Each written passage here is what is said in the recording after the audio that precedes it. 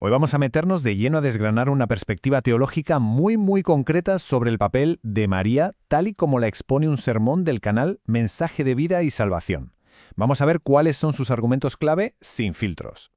A ver, para empezar, la enseñanza va directa al grano. Aborda una pregunta que, seamos sinceros, ha generado debates durante siglos en el cristianismo. Y bueno, este sermón ofrece una respuesta muy definida. Bien, ¿desde dónde parte este sermón? Pues el punto de partida es algo que casi nadie discute. María es una figura importantísima. Se la presenta como lo que fue, una mujer humilde, obediente y que fue elegida por Dios para un propósito que, literalmente, cambió la historia. Pero ojo, porque justo después de reconocer su importancia, la enseñanza traza una línea muy clara en la arena. Una distinción que para ellos es fundamental. María, nos dicen, fue un ser humano, nacida aquí, en la tierra. Y esto la diferencia por completo de Jesús, quien, según esta doctrina, vino directamente del cielo. Vale, y esto nos lleva al siguiente punto. El sermón se pregunta, ¿cómo y por qué fue ella la elegida? Vamos a ver cómo se define la naturaleza de su papel como sierva de Dios. Entonces, la gran pregunta. ¿Por qué ella? Pues el sermón lo deja bastante claro. No fue algo al azar, ni mucho menos. Fue una elección muy deliberada, basada en unas cualidades muy específicas que, según esta enseñanza, la convertían en la persona perfecta para esa misión. Y para el predicador, esta frase, esta respuesta de María al ángel lo es todo. Se presenta como la prueba definitiva de su carácter, ¿no? La máxima expresión de una sumisión y una obediencia absolutas a lo que Dios le pedía. Y con esta base ya establecida, llegamos al que es probablemente el argumento central de todo el sermón, la diferencia, que ellos consideran radical, entre ser una figura bendita y ser un objeto de adoración. El sermón identifica el origen del título de María como bendita en este momento exacto, en esta famosa exclamación de Elizabeth, que se dice que estaba llena del Espíritu Santo. Es un momento clave de reconocimiento. Pero cuidado, porque aquí está la clave de todo, la interpretación que se hace de la palabra bienaventurada. La enseñanza es muy insistente en esto. Este término se refiere a un honor que ocurrió en el pasado, un evento histórico que ya pasó. No es, según ellos, un estado de poder o influencia que continúe en el presente.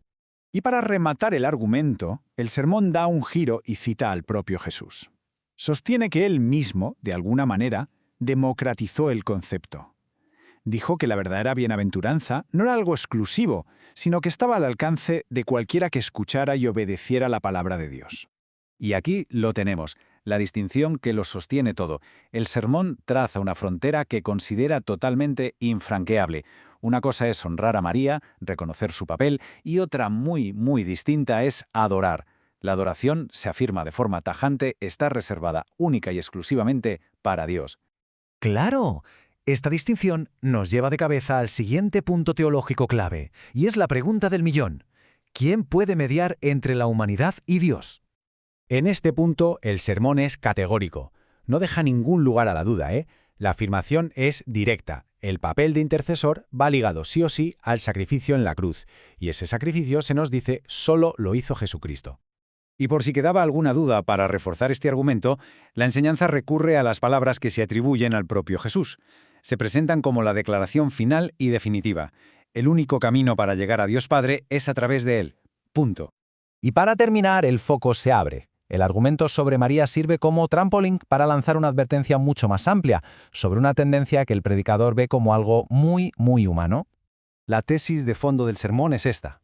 Parece que tenemos un impulso casi natural hacia la idolatría, hacia crear ídolos, y que por eso mismo se necesita una vigilancia constante dentro de la fe para que el foco se mantenga siempre y exclusivamente en Cristo.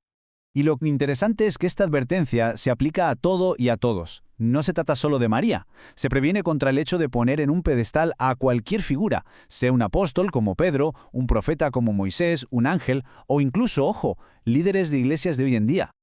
Así que, en resumen, para que quede todo claro, la perspectiva que hemos analizado presenta a una María profundamente respetada por su papel único en la historia, sí, pero establece unos límites teológicos muy firmes.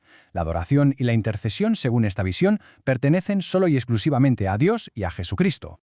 Hemos visto en detalle una enseñanza muy específica, con una postura muy clara. Pero claro, esto nos abre una pregunta mucho más grande, ¿no? Nos deja pensando en cómo las distintas tradiciones de fe trazan esa línea que a veces es muy fina y controvertida entre lo que es venerar y lo que es adorar.